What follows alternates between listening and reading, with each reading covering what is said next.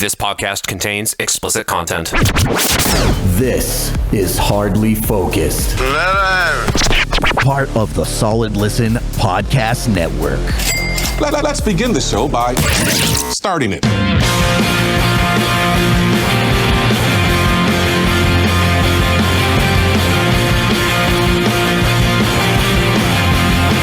Hello, everybody. We are Hardly Focused. You can find us at hardlyfocused.com or on your favorite podcast app or on YouTube. Just search for Hardly Focused.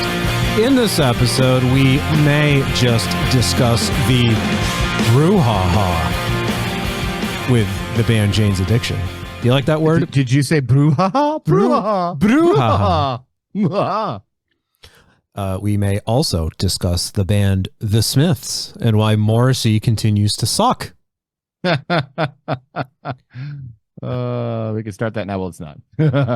That's more for the end of the show. That's a like end of show rant diatribe. Because it will be. For when the energy reserves are just about depleted. It's kind of like the fireworks show, you know? It's when they use up everything at the end, the big grand finale. And I'd rather not be like that time in San Diego when they decided, let's all just shoot them off at once. All. That was fucking funny, though.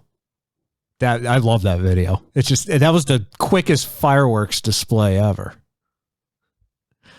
But to kick this off, this installment of Hardly Focused, lately on this show, we have been questioning what would happen if Taylor Swift ever made a presidential endorsement, and we finally have one.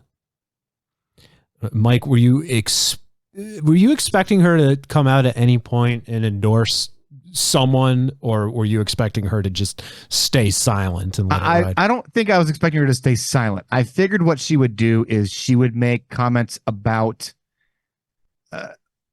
more democratic ideals in general. Like, hey, as a woman, I support reproductive health, you know, like general stuff like that. Yeah. As opposed to, hey, I can't hold back anymore.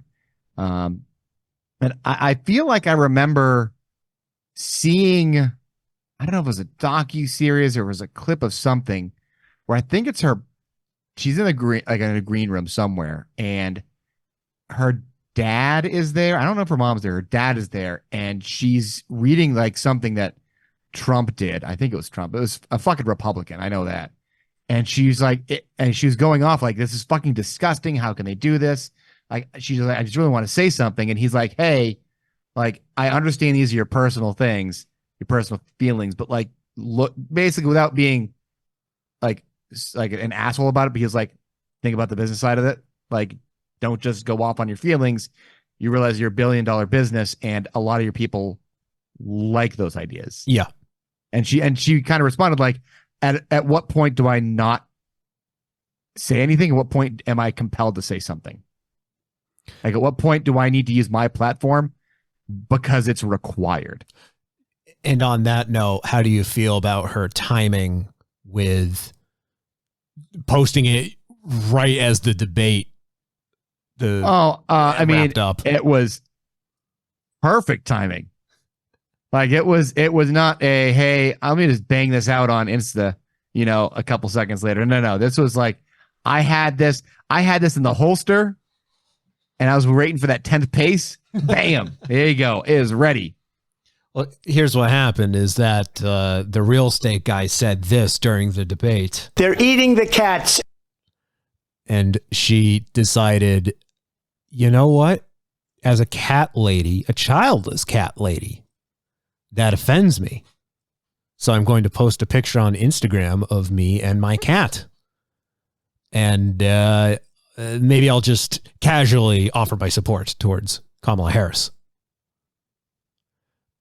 And I love this, the dig at the end, the childless cat lady signature. That was perfect.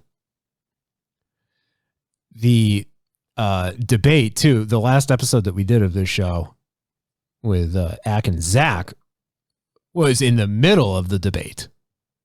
So we had some audio, like we piped in some audio from the debate as it was happening, and we missed, this. They're eating the dogs. We learned about that after the fact. But then, of course, the second we wrap up, then she comes out and she gives her endorsement. It was quick, too. Like, I saw it, and it was 8 minutes in, and she had 500,000 likes already. I'm like, oh, this is going to fucking explode. Becky is here. Becca! And I don't mean to throw you on the spot the second you sit down.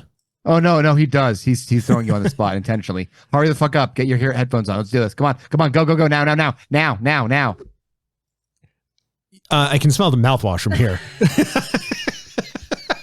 I'm here. Thank God I can't. I'm cleaned up. I don't hate the smell of mouthwash.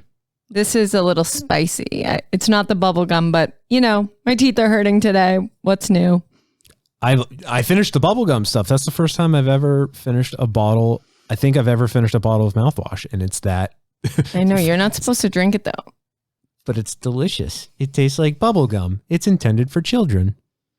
We're talking about Taylor Swift. I know. I sensed it. I heard her. So yeah, your Taylor Swift sense was tingling. Yeah. The peach fuzz on your arms. Just it stood up. By the way, if I may go off on another unrelated tangent, Becky, very proud of Becky. She recorded an episode of Mother May I Sleep With podcast with boss lady Molly. And she sat behind the board and did the entire thing herself. Ooh. Yeah. Slight panic attack, tech issue up front, and then smooth sailing. But I loved it. Yeah, I was called up to the big leagues. I'm proud of you. I'm once again, I will never let it go that you went from... Don't do that. Well, fine, then I will let it go. Let it go. From fangirl to co-host. I'm still a fangirl. Proud of you, though. And when does the episode come out? Probably not for 2 months. Okay, very good. We'll start plugging it. She records in advance. Right. Mother May I Sleep With podcast with Molly McAleer, part of the Solid Listen podcast network. Yeah, she's part of it. You got the Taylor Swift alert like the second she posted her endorsement because you have alerts. Because she's a Swiftie. Yeah. Yeah. You have alerts. No, set. I just knew it was coming. Like I felt it in my left boob and there she was, ever present. What if you felt it in your right boob? Then she's not quite there danger. yet. Danger. Yeah. She was going the other way. That's the red boob. The red boob. Yeah. Red boob of courage. So the blue boob was going off. Yeah. Right? Well, you sent that to me. So you see it as soon as it's posted, and then you sent it to me immediately. Because I get alerts if she speaks. Were you? I just asked this of Mike, so I'll ask you now. Were you expecting her to come out with an endorsement before the election, or were you more expecting her to just sort of coast along and maybe lightly voice her stances, but otherwise not outwardly endorse any candidate? No, I mean, the only thing that was throwing me to question what she was going to do was just the remaining shows in the United States. I mean, she's a Democrat. She's a Democrat. She made a whole documentary about being a Democrat in 2019. We know where she stands. But yes, the formality of telling us what to do and signing her name, I figured that would always come along. However, I didn't know if there was a security risk with these shows. Really, just the one show I would like to get to that I'm scared to go to. Was it in Dallas? No, the Miami show. I will be going, and I really just hope everyone can chill out for a sec. Do you think she's going to register an earthquake in Miami? It's a good question. As she tends to do. I don't know where we are. Yeah, I don't know what her recent shows have been on the Richter scale. It's just a different I forget how we do this in the United States compared to the rest of the world now, because I've just been on non-US eras. I forget. I have to get back in the mindset. It's been over a year. You wouldn't know because we're always talking about it. Well, I am. I'm always talking about it. You're Sorry. always talking about it. Yeah. Yep. Who's opening for her in Miami? Because it's not Paramore. No, I Olivia Rodrigo. Oh, no, that would be so amazing. She would never, though. Olivia's at the point now where she could. She very Open for easily Taylor? could. Yeah. She's on her own headlining world tour that you can't get a ticket to. She doesn't need to open for anyone. Don't you take that back. Okay. No. Oasis could. But these people don't need to open. Okay, so I was watching the VMAs, and there was a unknown singer to me, but I don't know a lot. I hyper focus on my 4 that I like, and that's it. I don't have a huge variety. I need to work on that. But I heard a commentator say, "Oh, I think this person's at the Eras Tour. Never heard of them. Don't even know if that's true." Aside from that one comment, I have no idea. Don't care. Didn't look. Figured it would be someone I didn't know. Okay. Wish it was Sabrina, but Jack and I now are going to go see her in Florida. We can't see Taylor, so we're going to see the next best thing, Sabrina Carpenter, and maybe she'll be wearing clothes. Well, we can't get tickets to that either. We'll have to spend a lot, but it's a little easier. Still going to be relatively cheaper compared to Taylor tickets, just for the fuck of it. I'm so determined, though. Here's the thing. I just want to say, I have not voiced this, and Jack, unfortunately, voiced it back to me. I was trying to ignore my anxiety, but I am worried about just her Florida shows. I just don't trust the Florida this. ones, huh? Well, it feels like Florida, anything goes. Sure. It just feels like Florida. Yeah. There are a variety of reasons why we are worried about Florida right now. But I don't want to give it too much. I don't want to give in to that thought, but I'm terrified, but I'm so fucking determined to just go and die for the cause. You're a martyr. So, at this point, I'll be so annoyed. But is it really worth dying over? I don't know at this point. Everything is worth dying over. It's important enough. Right. Is this my cause? Maybe it is. $1,500 a ticket. That's better than what it was, Jack. It was $2,300 for a long time. Well, so they're going down, so you may actually have a chance. I'm going. $1,500 in all. I am going. I would like you to go with me, but there is absolutely no way we're spending $3,000 on 2 tickets. Jack is one of my friends. The problem is, Becky's feet.com haven't taken off yet. I haven't posted a picture. However, if you guys want to see, I did give myself a pedicure this weekend. Oh, yeah. No, that's screen grab it. There you go, guys. First time. Oh, that camera's not even set up. My mistake. Blood red, Mike. You look at it, and her nails are a nice blood red, wine red, arguably. That's a wine. I gotta say, that's the color right there that gets the subscriptions up. Yeah, I got them ready for a photo shoot, minus the photo shoot. We just got to do the photo shoot now. Details. You, sir, are nothing but a low-rent smut hound, and you're going to delete my wife's feet from your internet before she finds out what you've done with them. I properly labeled the sound drop this time. Now that you can use it. So I found it. The alternative would have been this. Little cartoon sound of when people start running. Becky's really trying to show you. Zoinks. There you go. All right. Okay. Where's my money? I don't have a foot fetish. Where is my money? Bitch better have my money. Money now. Me money. Money, please. Money, please. Or you, John Ralphio's sister?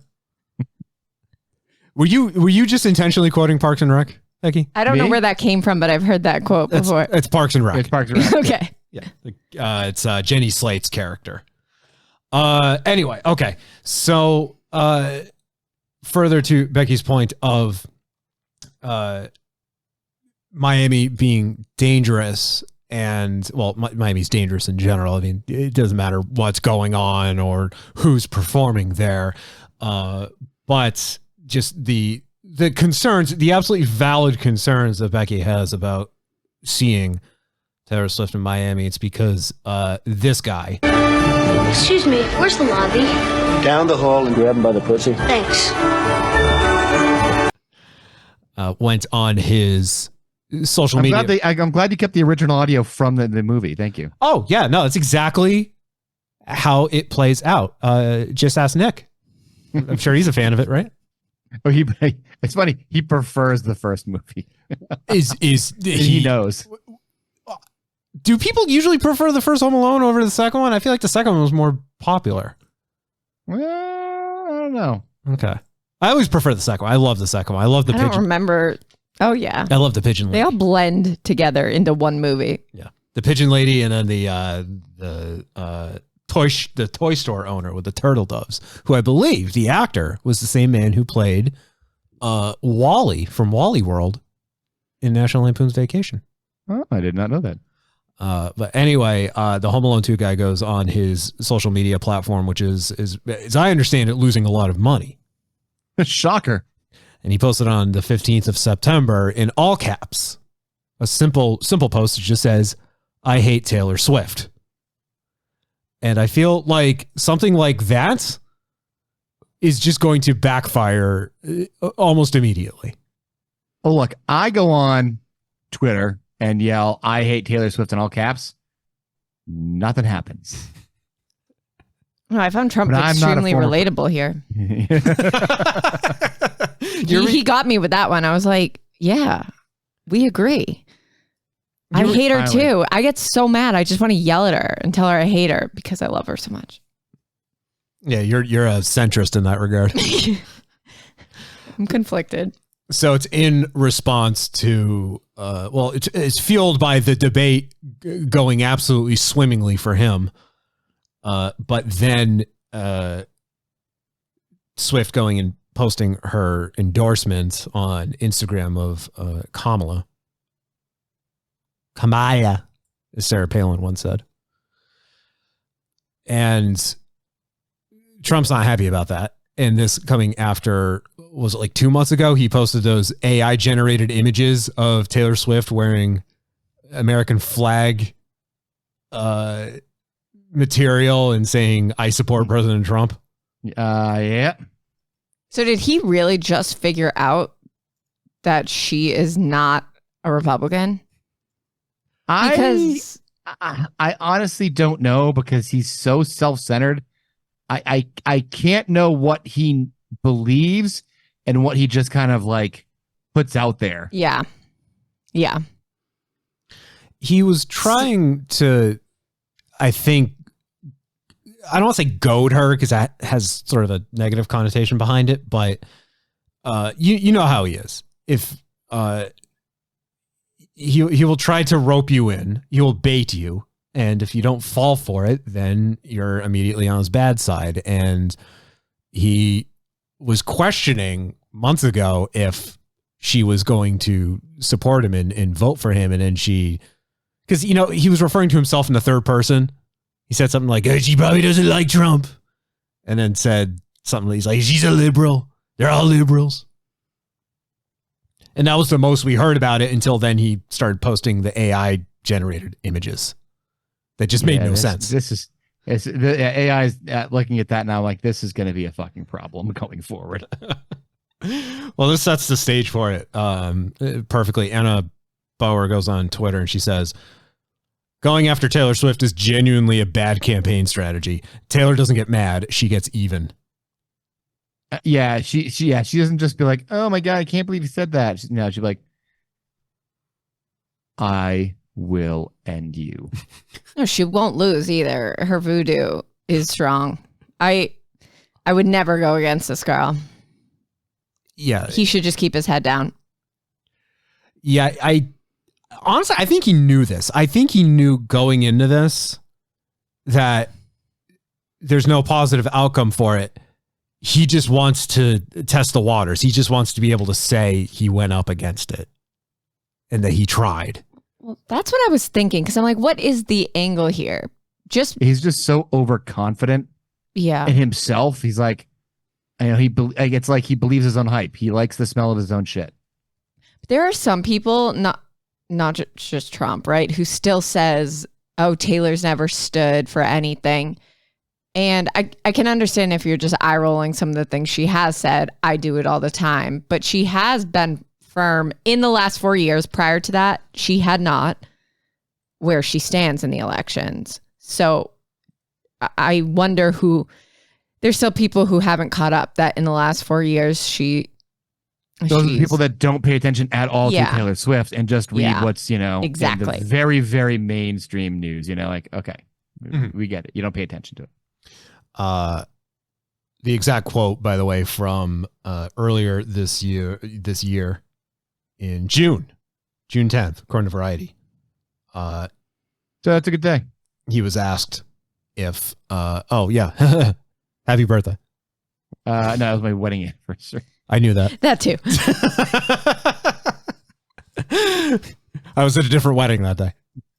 Okay. Your birthday's is it in the spring? June 23rd. I was close. The first day of summer. I was close. That's a third day. You were not in the right season, Jack. I was in the right month. The solstice is the 21st. If you had given me 1 minute, I would have known his birthday because I was like, wait, I was away during it.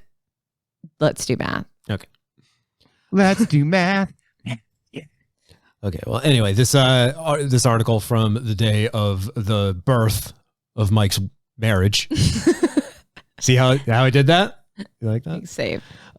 He gave his thoughts on Taylor Swift and said, I think she's beautiful, very beautiful. I find her very beautiful. Is that what he said? I think she's liberal. Like she probably doesn't like Trump. I hear she's very talented.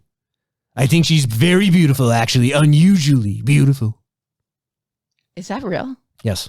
He said that like 5 times. The fact that we're like, is this real? Or is this just Jack riffing?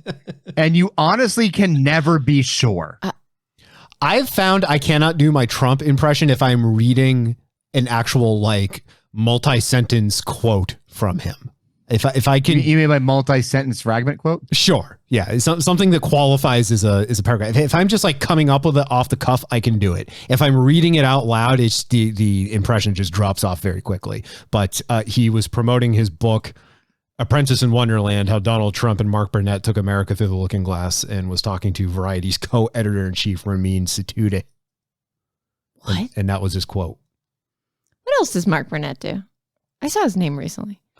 Survivor? Yeah, but something else too. There's a recent show I was watching. Oh, I was going to say Women. Was it the Mormon show? I mean, he does everything. That dude's synonymous with reality television. The Apprentice, Are You Smarter Than a Fifth Grader? Shark Tank. Oh my God. Survivor, The Voice, Beat Shazam, and Generation Gap. The Real Housewives of Beverly Hills, The Real Housewives of Orange County. Okay. Yeah. There you go. All the shows that you watch. Yeah. I was like, his name's everywhere. Okay. Oh, and then the Christian media series, The Bible, and its sequel, AD, The Bible Continues. Oh, I watched one of those religious talk shows this weekend. You sent me a picture of you watching the 700 Club. Yeah. It wasn't even just that one. There was some other show. Me and Laura just had it on after the Phantom Gourmet and got sucked in. It was so wild. I couldn't look away. Was that still on Freeform or was it on a different network? I think Channel 14. Oh, I have no idea. I don't know. 14? TV 38? We talked about this a long time ago. EWTN, the Mother Angelica channel. I recall that. Oh my God, yes. The Pirate Nun. But for me growing up, that was Channel 99. That was literally the highest possible channel you could go. They didn't have the triple digit channels yet.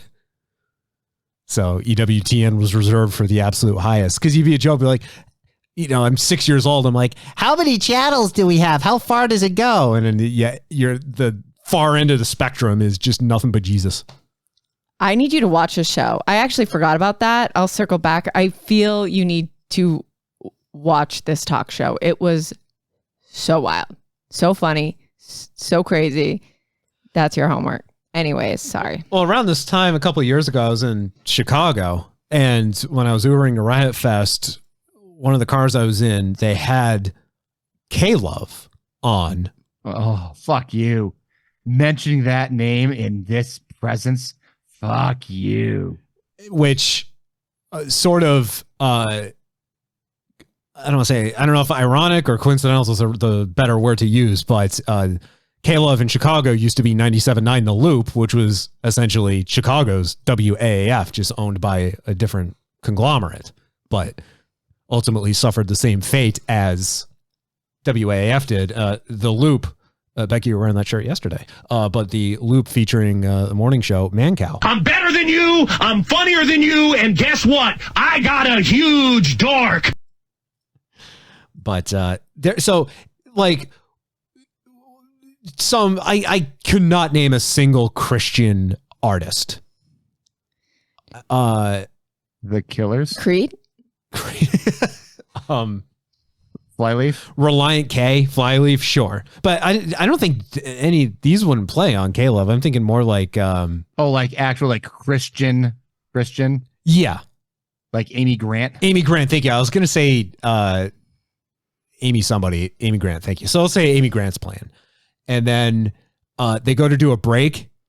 And remember, these aren't local DJs. It's syndicated all over it's like literally there's a K-Love in every city. So it's all coming out of one studio. It's like satellite radio almost. And their break, I swear to God, was just reciting Bible verses.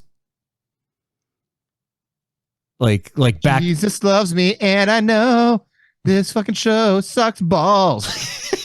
That's pretty much it. Right down to the profanity. Yep. And then they launch right into Chicago's own Smashing Pumpkins. Oh, I wish they did. They did not. But yeah, that was my experience with Caleb. The only time it's smashing scripture. As we break down the best Bible verses. Smashing bread. Smashing barriers. That is my only experience with K-Love, by the way, because I refuse to acknowledge its existence otherwise, speaking as three people who were once part of WAAF who now mourn its loss. But anyway. That was a bit of a tirade. A little bit, just a wee bit. But yes, that was an actual quote from Donald Trump about Taylor Swift before Swift's endorsement. So Swift finally endorses him. I mean, her.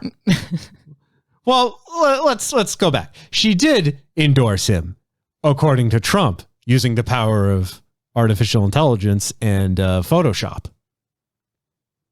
Now, Trump's a cheapskate. He would use GIMP. He's like me. He uses GIMP because it's free. So Taylor endorses Kamala. Trump loses his shit. He goes on Truth Social and posts, I hate Taylor Swift. This is what I love the most about it, is his own fan base, these rabid MAGA morons are all telling him this is a bad idea and you shouldn't have done this. Okay, you're going to have a bad time, okay? They said things like this. So basically, what I was thinking of was, oh, fuck, I can't believe you've done this. Some of the Truth Social posts. Quote, why are you doing this? It doesn't help you. Just ignore her. Focus on Kamala's agenda. Another one says, oh boy, this isn't going to help much. Why couldn't we just ignore her and move on? Because he's like a rabid dog. He sees something, he's got to go for it. Even if he knows it's stupid, he's going to have to keep doing it. Someone else said, the less he talks about someone, the less the news reports about him. He's actually calling attention to her and giving her more press. I'm disappointed President Trump even said this. It makes him look like he's 13, and I love the man. Another one saying what we've all been saying.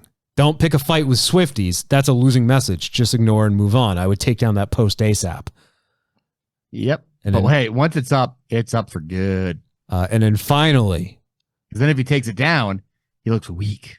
Finally, a post from, which by the way, I can't find it. I tried to search for it. I can't find it. It might not exist anymore.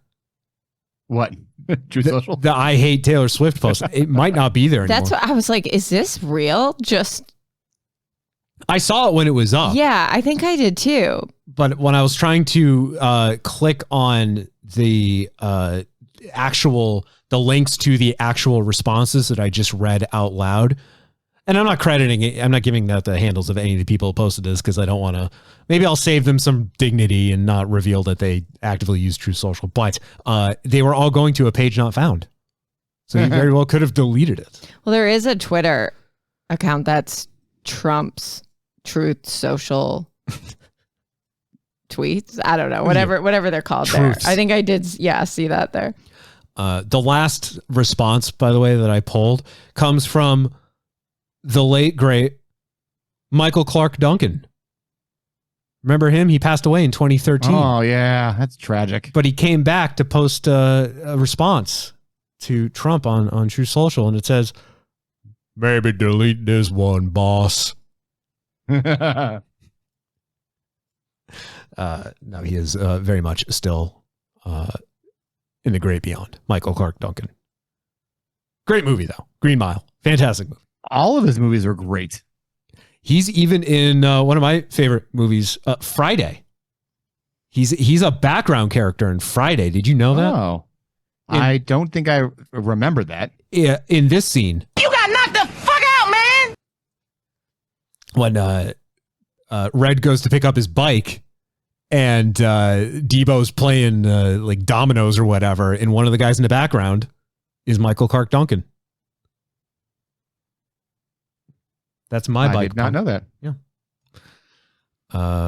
One of these nights, Becky, I'm going to make you watch Friday so you can understand. On Friday.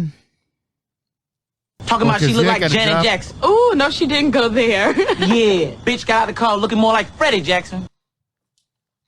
Anywho, TMZ says this. They say Taylor is proving to be problematic for Trump's campaign. In the first 24 hours after she endorsed Harris, more than 400,000 people registered to vote. That's a huge number.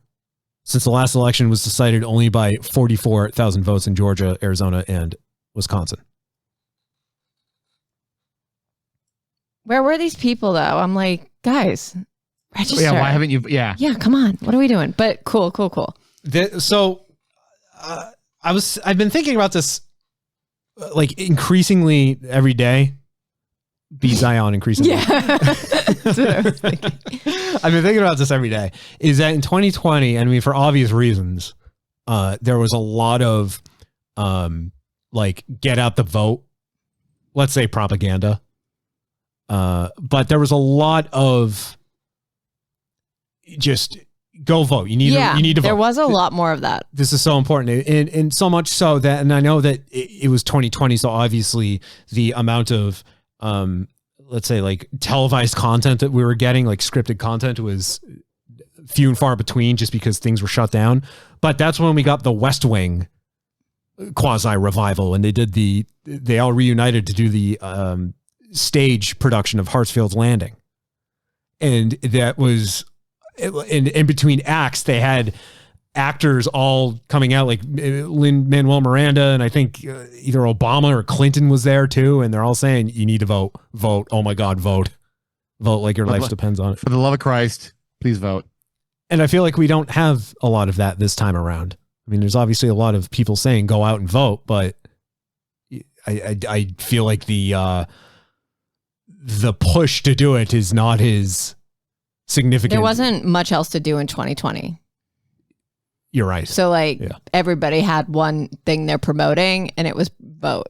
Now they have other things they're pushing on us, and they can't ask too much of us. Mm-hmm. That must be it.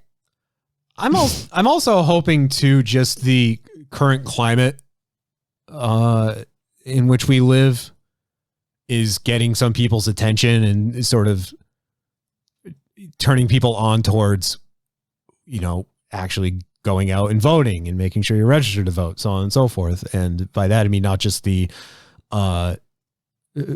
now second assassination attempt, not just that, but the school shooting that just happened a couple of weeks ago, or the couch fucker going out and just straight up admitting he is the architect of the, basically everything is causing this unrest in a city in Ohio that I'd never heard of until that he's actually actively. I didn't realize. I forgot. He's actually a representative for that state. Yes. It's not like he's like, oh, fucking Nebraska. Those Nebraskans fucking corn. Motherfuckers, right? No. He's like it's his state. You fucking tool bag.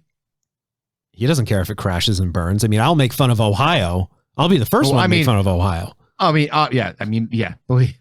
That's one of the 5 states that Sarah said point blank, you couldn't pay me to live there. I loved Cleveland. Well, Cleveland rocks. That's fine. but as she says, if she's watching, Dateline or First 48 or anything like that, she goes, if it's a kidnapping or if it's a murder that's weird, it's got to be Ohio. They have a great chain restaurant, the Melt Bar. They also have a great chain in the basement for your kidnapping victims. I can't remember if it was Cleveland or Columbus that had the flaming river. The river, the Cuyahoga River. Yeah, I believe that was Cleveland. Well, they also have Cincinnati too. I mean, they're all Cincinnati had was the famous turkey drop that happened in the mid 70s. I swear, I thought they could fly. Well, Ohio, I think I actually had a layover, and I think that's my only experience with being there. I remember sitting next to a very nice old lady who was so excited to go back to her home city of Dayton. To which I say, have fun. Keep it classy. Yeah. Oh, you know what Ohio got us though? Hawthorne Heights. Ohio's for lovers. Oh yeah, we got that out of it. So that's nice. Yeah, that's nice. But yeah, now the couch fucker's just taking out his own state from the inside. It's bad enough he doesn't know how to order donuts, but now he has to do this as well. I feel bad, like people of Springfield, Ohio, because there's like literally this is like day 5 now of, or maybe day 6 and shit, bomb threats, lockdowns. But at the same time, you do see. I have seen some very uplifting photos on the various Reddits of Haitian-owned restaurants where the business has like quadrupled in the last week. We literally don't have seats, guys. I'm sorry, we ran out of seating. Please call for. They're like, I'm confused. Please call for a reservation? ? Never had to do that. We never had to set up a phone here. Well, the power of Taylor Swift. I mean, there it is. We knew that there would be some degree of response, and this being voter registration surging because of her endorsements. But a lot of people like knee-jerk reaction saying it's over because she says, "Hey, go and vote," or go vote. I support Kamala Harris. People in response saying, well, it's over. That's all we needed to hear. No. No. It's still stupidly close. And that is the right term for it. Stupidly close. Why is it this fucking close? Yeah. It's encouraging. It's still very close. And a problem that I know a lot of people are trying not to, I'd like to think a lot of people learned from 2016, but complacency did not work in our favor. Oh my God, yeah. 8 years ago, because as one person put it perfectly. Yeah, we all thought it was a joke. Then election night came around. Yep. So sounds about right. Yeah, take it seriously. Nobody really thought he'd ever be president. It was a joke, but we just let the joke go on for too long. And I look, you want to support whoever, go right ahead. Just make sure you're registered to vote. Just think of the children. That sounds cliche, but think of the children. Think of the women. Think of your gay and trans friends. Think of the dogs. Think of the cats. I just realized this chain location, Melt Bar, is closing all of its location. So think of me. Yeah, this is JD Vance's fault. They're closing because of him. I'm upset right now. They're eating the dogs. Oh, that drop probably wasn't the best one to play then. So Becky was back at her place when the debate was happening, and I texted her. I'm like, did you see this? Did you hear what he said? And she just goes, I don't want to talk about it. I just don't want to talk about this. Next subject. Yeah. All right. Well, in lighter news, believe it or not, by comparison, it's lighter. This one, relatively local, Mike. Relatively speaking, yep. This happening at the pavilion in Boston, whose name I don't know, because they switch owners every few years. I think it's the Leader Bank Pavilion. It is, yeah. It's the Leader, whatever. Yeah, Leader Ecola Bank Pavilion. Because it used to be the Bank of America Pavilion. Right? I still call it that. I still call it the Bank of America, but it's changed names like every 2 years. Like the naming rights, they must only sign for like 2 years at a time, and then another local bank swoops in and purchases them. Whereas we found out the TD Garden owns the naming rights. TD Bank owns the naming rights for like another 40 years or something like that. Damn, something ridiculous. Becky and I the Fleet Center. We were talking about this recently, Becky and I. The old Boston Garden next to the new, new. It's almost 30 years old now. Didn't realize it was that old. I thought it was a little newer. But the TD Garden, Boston, didn't realize that the space between the two buildings, because for a while the old Boston Garden continued to stand before they tore it down. Tore it down. Yep. There was like an inch of space in between the two buildings. Oh yeah. They maximized it because that's like we need to fill it as much as possible. Yeah. If you got stuck in between those two buildings at any point, you weren't getting out. I don't think you could get stuck. You'd find a way. Unless you're Flat Stanley. You'd find a way. I'd find a way. I find a way to do many weird things. For example, Mike, I jammed my hook finger over the weekend. Your hook finger, huh? My robotic finger, the one that's got the screws in it. Yeah. Went to go pull a shopping cart and just grabbed it. I don't even know how I did it, but I grabbed it weird, like fingers inside the bars, and felt a pop as I was moving my hand.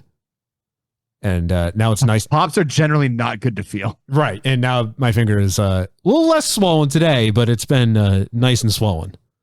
So if you're keeping count at home, this is 3 times in 10 years that I've injured this specific area of that hand. You got a problem, man. Got to change your grip. Change your grip up. He has to stretch more. Calisthenics versus. And one, can you get him like 2-ounce barbells for his finger? And up. And down, and up, and down. All right, that's right. 3 sets of 10, okay? 3 sets of 10. I'll do it for Richard Simmons, the late Richard Simmons. I was excited to show off today, Becky, that I can touch my toes now by stretching. I've never been able to do that. Wow. And now I've been working on it. But Mike, you'll be proud of me. I prefaced it by going, look what I can do. There you go. My mommy says that all women with short blonde hair are lesbians. Look what I can do. Did you watch Mad TV, Becky? I did. That was Stewart. I don't remember anybody's name. I remember a couple skits, but I did watch it. I just don't have a good memory. I would say the back of your head. child. Yeah, he's supposed to be like 5 years old, but he's very obviously a grown ass adult. There was him, and then Lorraine was my other favorite Mad TV sketch with what the hell is her name? Mo Collins, I think. She would preface everything by just going. Anywho, so the Leader Bank Pavilion in Boston, Jane's Addiction performing there this past Friday. Turns out that was the last night of the tour. Even though they had 15 more dates on the tour, it ended in Boston, and Charlie from the Sandbox was there. Now, I've been loosely following Jane's Addiction. I'm like a casual Jane's Addiction fan. Like, I like the hits. Yeah, I'll agree with you on that one. I'll listen to I'm not going to go for the deep cuts. I don't own their albums. Yep. Their new song, Imminent Redemption, it's actually I like it. It's good. And I can get behind any band that can get the original members back together and actually release new material. And in this case, it was the first time since like 1991. The fact you said 19 is right there. So you can stop. Right. But first time 1872. First time since 1991 that the original members all recorded on a track together. So now they're touring. They're touring with Love and Rockets, who I've said before, they did a song that was stuck in my head for about 2 years and was driving me near insanity because I couldn't figure out who it was, and it was their one song that they were known for. So like I was thinking like, hey, that might have been a cool show to see. And I'm glad Charlie from the Sandbox instead went and saw it for me, because being a casual fan of the band, following along with what they've been doing, I know that the reception to some of the more recent shows on this tour had not been positive, and a lot of it was directed at Perry Farrell. So Charlie posts on Instagram something like, Dave, Eric, Steven, you guys were great. Thank you for a great show. Perry, I hope you get the help you need. And without any context, I just responded. I'm like, oh, this made me laugh. Because I'm thinking like, oh, it's Perry Farrell. It's fun to shit on Perry Farrell. And then he messages me back. He's like, did you hear what happened? I'm like, oh God. What a miss. That response isn't good. So during their song Ocean Size, which I think was maybe like the 8th song that they performed of the set. Like they were towards the end of the set, but they we hadn't gotten anywhere close to the encore yet. Perry Farrell just loses his shit, turns to Dave Navarro, gets in his face, starts swearing at him, and then just throws a punch. And all the while Navarro's just standing there shredding on his guitar. So when the punch hits him, Navarro just stops and looks at him and just goes, what the fuck are you doing? I mean, not to mention the fact that it's Perry Farrell throwing a punch. Right. You want to go back to me with doing my calisthenics? Yeah, exactly. Just gonna. If I was gonna get punched by one person, and you're like, I get to choose, I would choose Perry Farrell. Yeah. With all due respect, Mike, your children, even your youngest, could land a painful blow. Cam's got a mean red hook. He's how many months old? 4? Almost 6. Almost 6. Okay. Very good. So immediately after throwing the punch, 2 stage members, crew members, run out to restrain Perry. And then Eric Avery drops his bass and runs over and also restrains him, and then uses the opportunity to punch Perry in the gut a few times. So the show ends. That's it. Goes viral. The band then announces that their next date, which was in Bridgeport, Connecticut, would be canceled. No one in Bridgeport was missing it anyway, so. That was a nice venue, though. That's the thing. That's a really nice venue in Bridgeport. It's Connecticut. It's in a weird part. You would say that's a weird part of town, right? Like a nice venue in a weird part of town. Yeah, but I don't know Bridgeport at all. So we just went right to that. It's hard. I don't want to judge the town based on what I saw, but the parking lot. You can't go for it. Situation. Yeah. It was navigating was a little challenging. Yeah, we drove down a few side streets just to get a lay of the land and figure out the best place to park. And in doing that, we're like, yeah, definitely one of those places you don't want to be out and about after a certain time of day. And there was nowhere to go. Every parking lot was closed. Yeah. Windows up, guys. Yeah. All the bars are over the doors. Kids, are you enjoying this play? Roll them up. So they canceled the Bridgeport day. And then Eddie Love Farrell, who's Perry's wife, who I thought about playing the audio of my rant from a couple years ago about her, but we might get in trouble. So I don't want to risk it.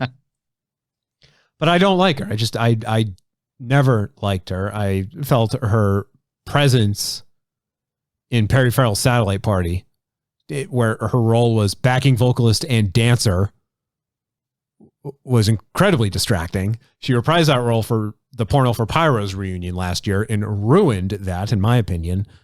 She does not appear to have any onstage presence or had any onstage presence for the Jane's Addiction tour. Or because Dave Navarro was like, get her off the fucking stage. Probably. And I should mention that Dave just recently, even though the band quote unquote reunited a couple of years ago, this tour is Dave's first tour with them because he's been battling long COVID. The COVID like genuinely screwed him up to the point where he physically could not perform and tour. So this was supposed to be his comeback and the band's big comeback.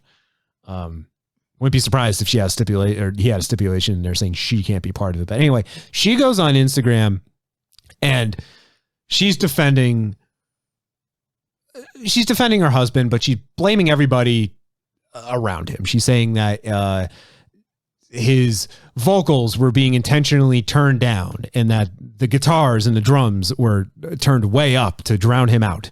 And that everything that happened, the fight between Perry and Dave, was all because of Eric Avery, but solely because of him punching Perry after the fight occurred, which obviously makes a lot of sense. It doesn't. Spoilers. It doesn't. Insult to injury too. Stephen Perkins, their drummer, poor guy. It was his birthday. Happy birthday, buddy. You just witnessed the end of your band. If you watch the videos of the fight happening, you can see Steven's kit in the background and it's got balloons hanging off of it. And there's like, happy birthday, Steven. And it's like watching your drunk parents get into it. Dad versus stepdad at the kid's birthday party. He doesn't love you. Photographer at the show pointed out that Perry was drinking out of a large bottle of wine all throughout the show, and this is apparently a regular thing. Alcoholism and rock shows? What? And then, like, even before this, last week, is I think I want to say Toucher and Hardy were giving out tickets to the show, but Fred Toucher he was just telling an anecdote about how he interviewed Perry Farrell one time, and he said that mid-interview, Farrell took angel dust, was out of his mind, and then just wouldn't leave. That sounds about right. So, like, in all seriousness, the guy's 65 years old, and he's very obviously got some issues, and it's fairly well known, especially among their fan base, that Perry Farrell's got addiction issues. And we Hence saw the term Jane's Addiction. Yeah. Who'da thunk, you know? Which, by the way, sources say that Perry took a swing, but he can't hit.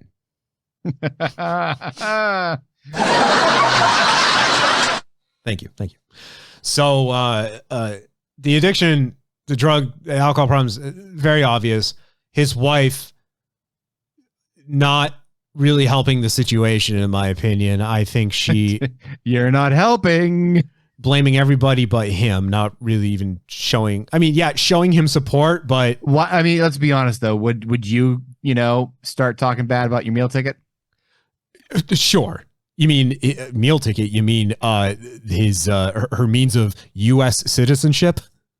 Yes, that's also the term for it, but yes. I'll be a little more blunt there. Yeah. I mean, I get it. That's a tightrope to walk, but I mean, what happens if he what happens if he goes to prison?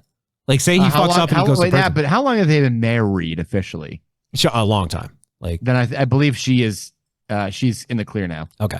I don't know. Honestly, I don't know how it works with those like green card marriages. Like, if you being the citizen, go to prison, what does that mean for your spouse who is here legally? Well, technically, you're still married. Okay, yeah. So, I mean, as long as they don't divorce. Sure, okay.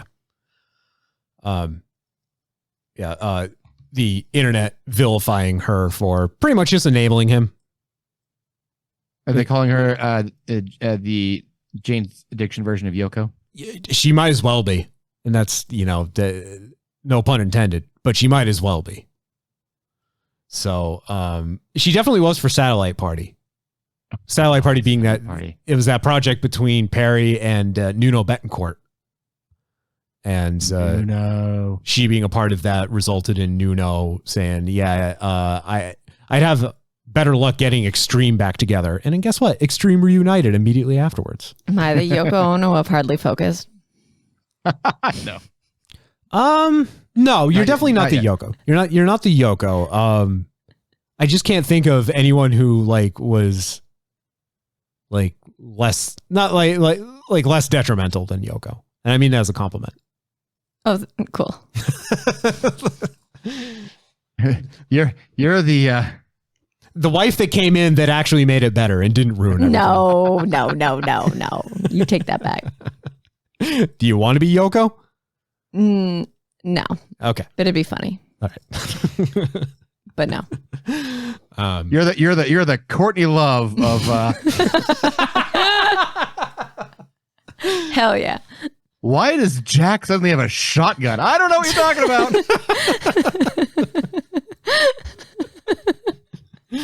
I was murdered. Oh, this feels like this could be a correct assessment. Well, I mean, at least you're in whole. So you got that going for you. Yeah. Yep. Celebrity Skin's a good song. And also appeared as in Tank Girl, I believe, right? Oh, yeah. Oh, and you're I'm related to a hawk. Yeah. That's cool. Do law now. That's right. How crazy is that, Mike, that Tony Hawk's son is married to Kurt Cobain's daughter? I mean, it seems to work. All is right in the world. Yeah. Like the world. Yeah. It's nature's healing. Jane's Addiction. So the band issues an apology and cancels that Bridgeport show. Then Dave, Eric, and Steven issue their own apology collectively. And I'm sorry. We're sorry. We're sorry. Effectively, yeah. We're like mostly apologizing for Perry's behavior, for ending the show early, and then wishing Perry luck as he gets or on getting the help that he needs. Like we're not just suggesting things. We're telling you guys he's fucked up. All right. Mm-hmm. It's all him. Perry then put out his own quasi apology. He called his actions inexcusable, but then he also said that he hit a quote breaking point during the show. Oh yeah. When you're that high, on angel dust and mulled wine. And then finally, the band then announced that the entire tour has been canceled and that they are taking time away as a group. So, taking time. How long? A lot of time. So, to quote Eric Avery himself when he left Jane's Addiction in 2010, the Jane's experiment has come to an end. But that's rock and roll for you. People were expecting Oasis, the brothers, to be fighting on stage. Well, I mean, if nothing else, this is just a preview, right? You guys want to see Oasis? Just take a quick video clip of Jane's Addiction right there. He said no. In Boston. He's more professional than that. Liam actually, yeah, he called him out. Yeah. He said something like they need to grow up or something like that. And he's like, oh, we only fight behind, off stage. Is that why? I don't think now. I know Oasis, Liam and Noel would bicker on stage, but I don't think they ever physically. It always feels like it's fake. Yeah, but it's not. But it is. It's like a parody of a fight. It's like watching two brothers fight, except they're fighting like they're still teenagers, except now they're grown ass adults. But you're right. It does come across as fake. But that's kind of what the charm is about it. Yeah. The MTV Unplugged. I mean, I would buy into the conspiracy that was entirely staged. That Liam sitting on the balcony and throwing shit at Noel. That was all part of the plan. Crazier things have happened. Yeah, like REO Speedwagon breaking up too. My heart can't handle it. Sure, we got Oasis back, but at what cost? It's okay. It's only REO Speedwagon. We said like 15 times in the last 2 years, do you want to go see them? We're like, yeah, we should go. And then we're like, oh, we're lazy. When push came to shove, we did not get there. You can't be that sad. Yeah. I feel like I'd be disappointed too. You only have one person to blame, and it is yourself.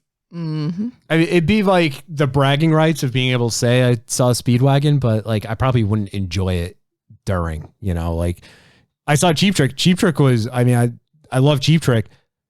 They were definitely old when I saw them. When did you see Cheap Trick? Who were they opening for? Foreigner. Oh, okay. And then after that, who are they opening for? No, you know who opened for him? Jason Bonham. Oh, okay. And he was playing Zeppelin songs. But then, it was Cheap Trick opening for. It's like, oh, I saw them at the Big E. I saw them over at Madison Square Garden. I saw them over at, my cousin's bar mitzvah. They'll play anything. I'm not even Jewish, and I had a bar mitzvah. Yeah, they were old. They sounded old. They looked old. But I can say I saw them and I enjoyed it. And that they opened their show with Apu's rendition of Dream Police. So, yeah, if you were planning on seeing Jane's Addiction, I'm sorry. I saw them in 2013. I sat during their entire performance. I was sitting in like the fifth row. Jane's Addiction did is that the Ninja Tour? Nine Inch Nails Jane's Addiction? Yeah, a couple of years ago. Yes, I remember that one. Yep. I'm like, fucking, this is a waste of half the goddamn bill. So, was it... Okay, so I know Nine Inch Nails and Smashing Pumpkins did a tour together. And I almost thought that Noel Gallagher did a tour of Nine Inch Nails as well, but that was Smashing Pumpkins. But that was also another, like, why are these two together? One of these things is not like the other. Like, would you go see Noel Gallagher and then stay for Smashing Pumpkins? Yeah, I would. I would. But would most people go and probably not. Yeah. Now, at the same time, I don't know if Noel has ever collaborated with Trent Reznor, but I wouldn't put it past him to do that because Trent has collaborated with everyone at this point. Everyone, but like people you wouldn't expect, like Lindsey Buckingham, for example. Like, Halsey. Oh, yeah. Oh, that was the one. There was another good one on the tip of my tongue. I was just telling you the other night, Becky, that a Halsey album from a few years ago is essentially just a Nine Inch Nails album. Oh, yeah. It is just, like Nine Inch Nails plus a female lead singer. Mm-hmm. I wouldn't ever go out of my way to listen to... No, that's not true. I listened to Badlands when that came out. So, like, I would go out of my way to listen to Halsey. But, like, when you say the album is produced by Trent Reznor and Atticus Ross, like, I'm going to listen to it. I'll give it a shot. Fuck, if Bjork was singing on it, I'd listen to it. What if it was a collaboration between Nine Inch Nails, or Trent Reznor specifically, Metallica, and Lou Reed? He could probably make it sound good. That's the problem. That's why Lulu was trash, because Trent Reznor wasn't involved. There you go. God, I still can't believe that exists. And there are people out there that will defend it. Defend it. Yep. Don't know why. I know Mike. How. I know Mike Shue will defend it. I'm like, dude, like I understand why you'd want to defend it, but just when I'm listening to it, I can't. I've never listened to like the one single, The View. I've never listened to it all the way through. I can't. I just can't do it. Sounded cool on paper. Execution just wasn't there. In hindsight, like Metallica can say, cool, we did a collaboration album with the late Lou Reed. Not many people can say that. Glad they can't do another one. It was Miley Cyrus I was thinking of. Okay. Miley Cyrus, yeah, when she did that Black Mirror episode, yes. Yeah. Yes, a lot of people, a lot of Nine Inch Nails fans were like, fuck her. I'm like, yeah, but guys, you don't understand. People who are fans of Miley Cyrus are now here. It's like, it's the entire point of the episode. Right. You're missing the point. Yeah, and Miley's good. I mean, she does sound like she gargles, Newport filters now at this point. But in whatever. a good way. Yeah. Well, she's held her own as a. It's always nice to read about a former Disney star who broke the chains and made a name for themselves and do not associate themselves with Disney, being only known for Disney. Sabrina Carpenter, for example. There's a lot of people that are like, yeah, we used to be with Disney, and thank God we're not anymore. Well, Sabrina Carpenter, for example, I mean, she's really going the Miley route, where going from I mean, Girl Meets World to just super provocative. Like, I wouldn't call her super provocative. Yes, her words are, but her image she's, too. I wouldn't. No, she's pretty hot. How old was she when she did that show? Pretty. I mean, she's 25 now. I feel like she wasn't just. I mean, that was 10 years ago. It was that long ago? Girl Meets World literally premiered 10 years ago. My bad. Well, can I just say? No. Did Trent Reznor do Old Town Road? Am I seeing that right on the Wikipedia? Because that's insane. He didn't do Old Town Road. Lil Nas X took one of Trent's songs from Ghosts 4. He's not a producer on it? I don't think he's. I don't think he actually produced it. He's just a sampled track. I don't know. Enough to get credit. Wikipedia is saying otherwise. Oh yes, enough. I'm assuming he got producer credit for it, but I don't believe he actually. Yeah, I don't believe he actually was like, "Hey, let me produce this for you." No, he was like, I'm pretty sure he took all the Ghost albums. Like, guys, do whatever the fuck you want with these. Okay. I was bored in my house. I made these albums. I think they sound cool. They're ambient. Have fun. According to the wikis, he sampled 34 Ghosts 4 after finding it from his YouTube algorithm's suggested videos. And interesting. That would be a suggested video for him. Wow. Dear algorithm, thank you. Yeah, imagine just finding it like randomly and just being like, "Oh, this is cool," and then it ends up being, your best known song and like one of the top songs of the year. I mean, it broke country music right there. I love it. I guess it isn't country, but it's playing on all the country songs and all the country stations. Now, he's black and he's gay and I can't handle it. I'm confused. Now, do you remember? I want to fuck a couch. Remember when when he was performing on SNL and his dick came out? He had a wardrobe malfunction. Yep. And he had the gayest reaction to it. And I mean that, I don't mean that as like, pejorative. I mean, like when it happened, he looked down, put one hand down and covered up his junk and then like put his hand up to his mouth like the uh-oh. Yep. Oopsie. Took it in stride. Yeah. Good for him.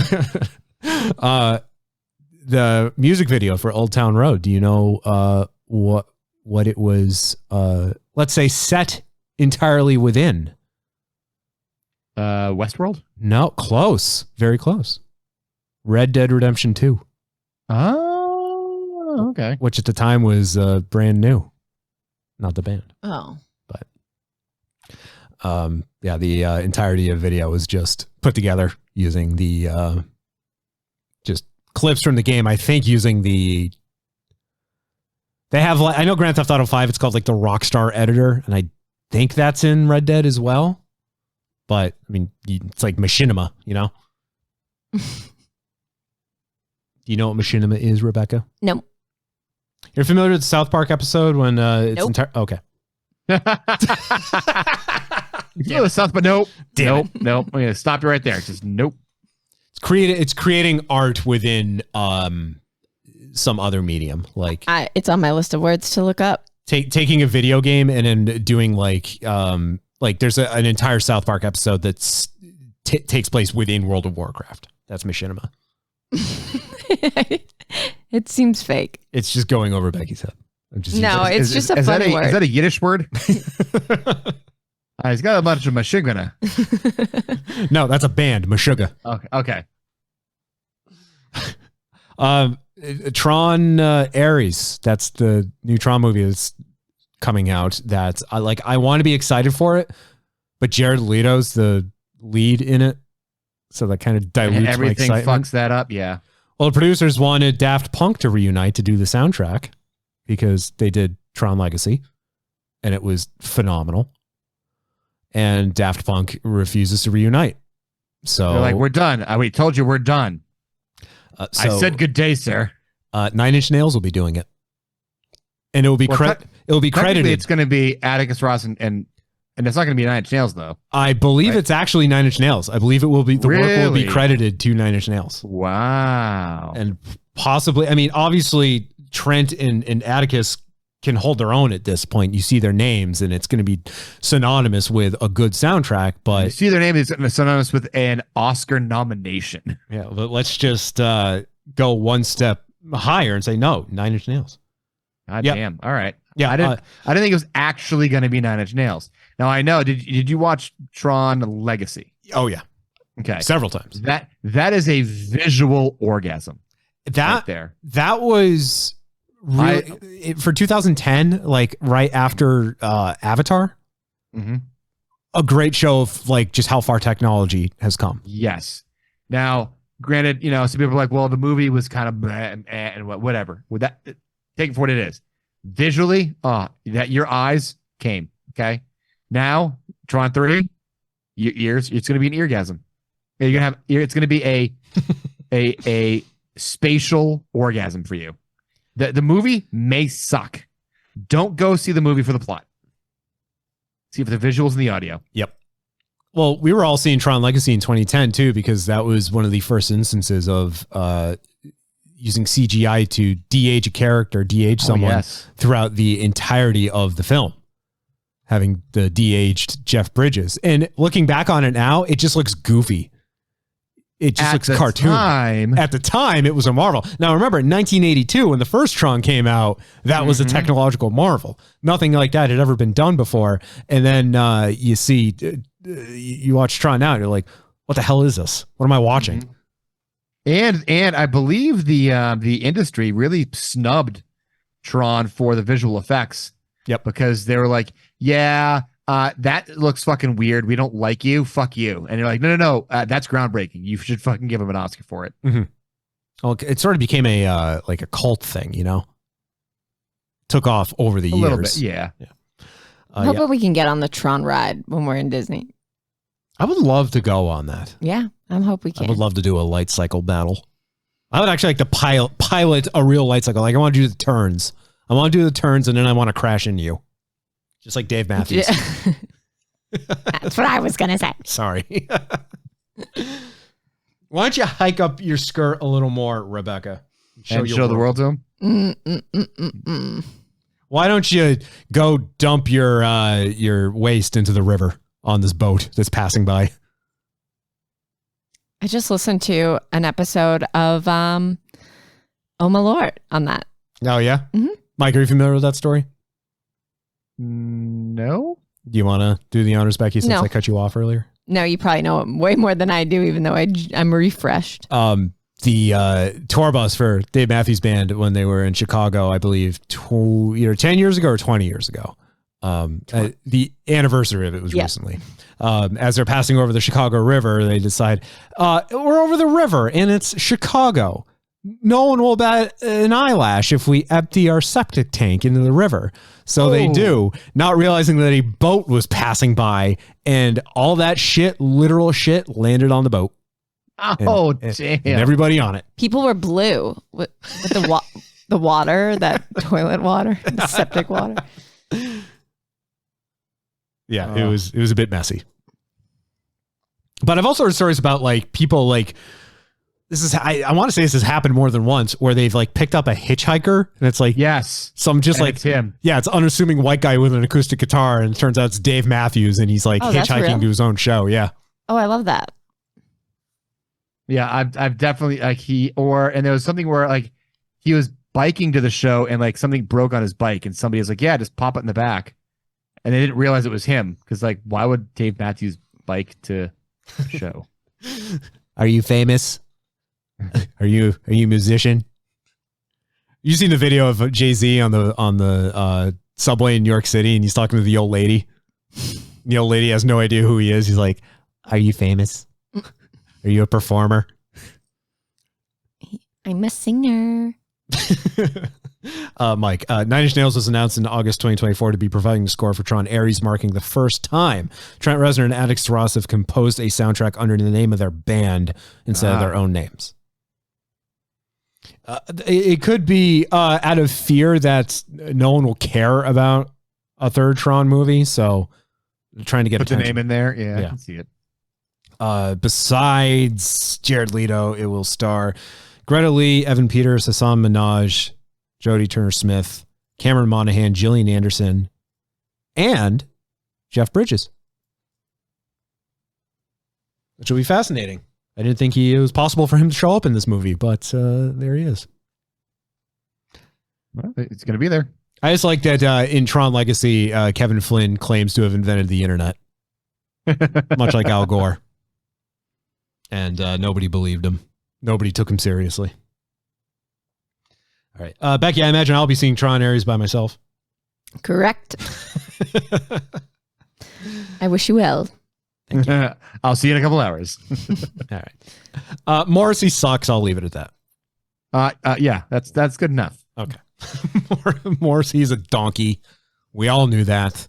You just don't appreciate? Pardon my French, but you're an asshole. I listened to Viva Hate earlier today, and boy, do I Viva hate Morrissey.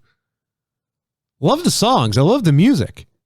It's just Morrissey himself is insufferable. But every day is like Sunday. Suede Head. I don't mind if you forget me. Like, the songs themselves are good, but then Morrissey himself, when he's singing it, shut up with your. I believe the local language would mean he's an insufferable cunt. Yes, absolutely. I'm sick of your tattoos, Jack.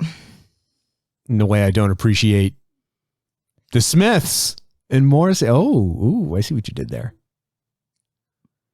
Mike, what that was is the first song from my mixtape. Ah, okay. Yes. Okay. We're far into the weeds. All right. Mike's just shaking his head. Slightly in the weeds. There we go. That's I bring up Morrissey because Morrissey and Johnny Marr are going at it off the heels of Oasis reuniting. People were then calling for the Smiths to reunite. The Smiths will never reunite. Morrissey decided to use the opportunity to blast Johnny Marr for basically preventing the reunion from happening, to which Johnny Marr said, no, I don't want to do it. And also sign your goddamn papers so we can co-own our Smiths trademark together.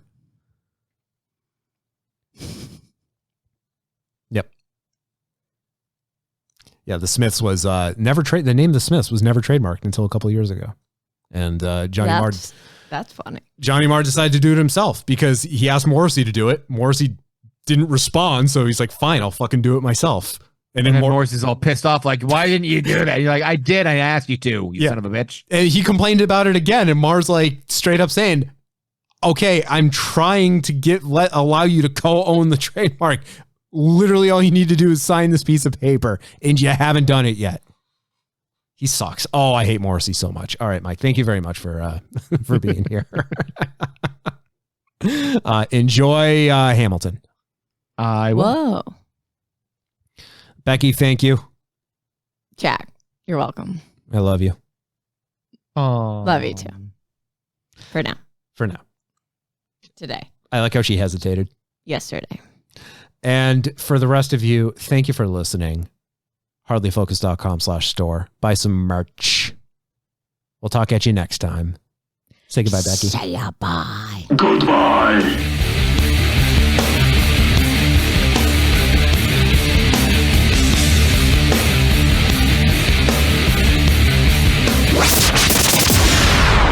May not have happened. This has been a presentation of the Solid Listen Podcast Network.